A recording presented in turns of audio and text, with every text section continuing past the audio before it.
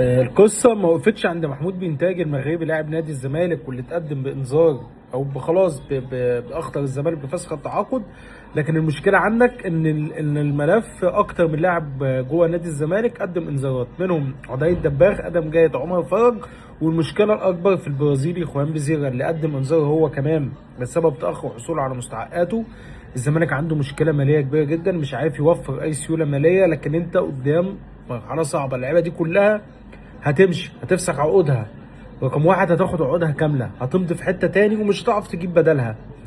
فلازم حل وتدخل سريع جوه نادي الزمالك، لازم تدي للعيبه جزء من فلوسها، لازم تحل المشكله بشكل ودي باي طريقه. يعني اللعيبه دي كلها هتفسخ وتمضي تاخد فلوسها لنهايه عقودها مش الموسم ده، وهتمضي في حته تانيه وتلعب، وكمان انت مش هتعرف تجيب مكانها بسبب الازمه الماليه. خوان بيزيرا تقدم بانذار نادي ضد لدى اداره نادي الزمالك.